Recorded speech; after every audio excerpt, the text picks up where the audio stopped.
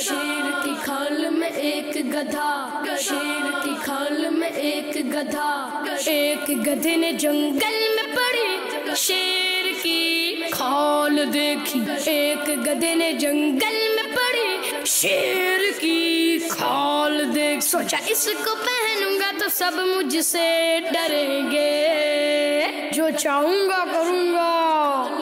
گدھا شیر کی کھال پہن کر جنگل میں گھومنے لگا،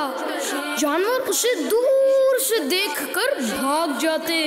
لومڑی بھی اس کے دھوکے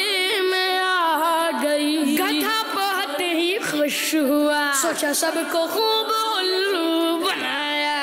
ارے مزہ آ گیا بھائی، مجھے ایسے ہی بیوقوف سمجھتے ہیں، اب پتہ چلے گا۔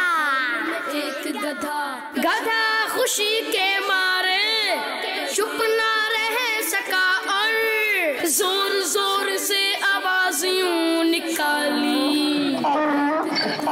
لومڑی نے آواز سنی تو پہچان گئی، یہ تو گدھا ہے، گدھے کے پاس آئی، گدھے کو کیا پتا کہ راز کھل گیا،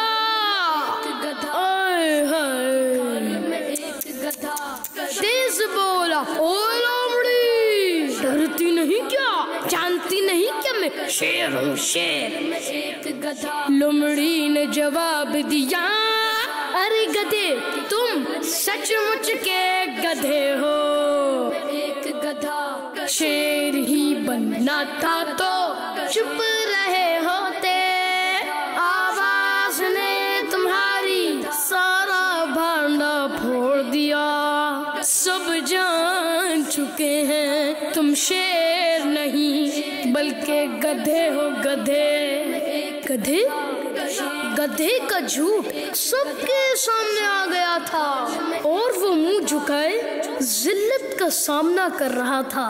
سبق، ہمیں اس کہانی سے یہ سبق ملتا ہے کہ جھوٹ سے عزت نہیں ملتی اور دھوکہ ذلت کا سبب بنتا ہے۔ فرمان مصطفیٰ صلی اللہ تعالی علیہ وآلہ وسلم کا مضمون ہے، مسلمان جھوٹ بولنے والا نہیں ہو سکتا۔ بچوں کا مدنی چینل آ گیا، کیا بات ہے۔